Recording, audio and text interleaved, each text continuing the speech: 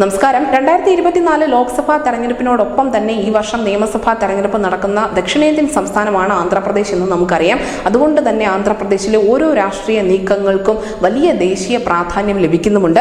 നിലവിൽ ഇപ്പോഴിതാ മുഖ്യമന്ത്രിയായ ജഗൻ മോഹൻ റെഡ്ഡിക്ക് വലിയൊരു തിരിച്ചടി സംഭവിച്ചിരിക്കുകയാണ്. ആന്ധ്രാപ്രദേശിലെ ലവു കൃഷ്ണദേവരായലു എന്ന ലോക്സഭാ MP നിലവിൽ YSR കോൺഗ്രസ് പാർട്ടിയിൽ നിന്നും രാജിവെച്ച് പുറത്തു പോയിരിക്കുന്നു എന്ന റിപ്പോർട്ടുകളാണ് പുറത്തു വരുന്നത്. മച്ചിലിപട്ടണത്ത് നിന്നുള്ള ലോക്സഭാ MP ആയ ബാലശോഭി വല്ലഭ്നേനി 10 ദിവസം മുൻപ് രാജിവെച്ചിരുന്നു. അങ്ങനെ ഈ രാജിവെച്ച് പോകുന്നവരെല്ലാം തന്നെ YSR കോൺഗ്രസിൽ നിന്നും രാജിവെച്ച് പോകുന്ന എല്ലാവരും തന്നെ നടനും രാഷ്ട്രീയക്കാരനുമായ പവൻ കല്യാണിന്റെ ജനസേനയിൽ ചേരാനുള്ള പദ്ധതിയാണ് ഇടുന്നത് എന്ന സൂചനകളും പുറത്തു വരുന്നുണ്ട്. കുർണൂലിൽ നിന്നുള്ള MP സഞ്ജീവ് കുമാറാണ് ആദ്യം YSRൽ നിന്നും രാജിവെച്ച് പോയത്. അങ്കോൾ MP മഗ്നുത്ത ശ്രീനിവാസലു റെഡ്ഡി, നരസാപുരത്ത് നിന്നുള്ള ലോക്സഭാ പ്രതിനിധി K രാമകൃഷ്ണ രാജു എന്നിവയും ഭരണകക്ഷിയിൽ നിന്നും YSRൽ നിന്നും പടിയിറങ്ങുമെന്നതിന്റെ സൂചനകൾ പുറത്തു വരുന്നുണ്ട്. എന്തായാലും ഈ YSR കോൺഗ്രസിൽ നിന്നും പുറത്തു വരുന്ന ആളുകൾ ചേരുന്നത് ജനസേനയിലേക്കാണ് എന്നുള്ളത് വളരെ പ്രധാനപ്പെട്ട ഒരു രാഷ്ട്രീയ നീക്കത്തിന്റെ ഭാഗമാണ്. കാരണം നമുക്കറിയാം, ആന്ധ്രാപ്രദേശിൽ നിലവിലുള്ള ഏറ്റവും കരുത്തരായ പൊളിറ്റിക്കൽ പാർട്ടികൾ എന്ന് പറയുന്നത് TDPയും YSR CPയും അതിനോടൊപ്പം കോൺഗ്രസ് തന്നെയുമാണ്. ഇവിടെ BJP എന്ന പാർട്ടിക്ക് വലിയ റോളില്ല എന്നുള്ളത് ശ്രദ്ധിക്കേണ്ട കാര്യമാണ്. കാരണം 6% മാത്രമാണ് സംസ്ഥാനത്ത് ഇപ്പോഴും BJPയുടെ വോട്ട് വിഹിതം.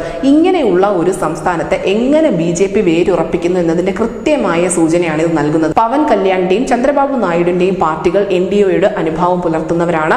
അതുകൊണ്ട് തന്നെ NDAയിലേക്കുള്ള ഒരു വഴിയായി തന്നെയാണ് YSRൽ നിന്നും രാജിവെച്ച് വരുന്ന നേതാക്കൾ, രാഷ്ട്രീയക്കാരെല്ലാം തന്നെ ജനസേന എന്ന പാർട്ടിയെ കാണുന്നത്. അതുകൊണ്ട് തന്നെ BJP അവിടെ കൃത്യമായ ഒരു അടിത്തറ രൂപപ്പെടുത്തുന്നു എന്നതിന്റെ സൂചനയാണ് ഈ രാജികളും അല്ലെങ്കിൽ ഇവരുടെയൊക്കെ ജനസേനയിലേക്കുള്ള ഒരു കടന്നുവരവും സൂചിപ്പിക്കുന്നത്. അങ്ങനെ വളരെ സ്ട്രോങ് ആയ ഒരു ബേസ്മെന്റ് ഉണ്ടാക്കിയ ശേഷം, ഒരു അടിത്തറ പാകിയതിനു ശേഷം അതിനു മുകളിൽ പാർട്ടി കെട്ടിപ്പൊക്കുക എന്ന തന്ത്രം തന്നെയാണ് BJP ആവിഷ്കരിക്കാനിരിക്കുന്നത്. അതിനോടൊപ്പം മറ്റൊരു പ്രധാനപ്പെട്ട നീക്കം കൂടി നടക്കുന്നുണ്ട്. നമുക്കറിയാം, ഈ ജഗൻമോഹൻ റെഡ്ഡിയുടെ സഹോദരിയായ ശർമിള, അവർ ജഗൻമോഹൻ റെഡ്ഡിക്ക് എതിരായി മത്സരിക്കില്ല എന്ന് പറയുന്നുണ്ട് എങ്കിൽ പോലും നിലവിൽ രാഷ്ട്രീയ വിമർശനങ്ങളൊക്കെ ശക്തമാക്കിയിട്ടുണ്ട്.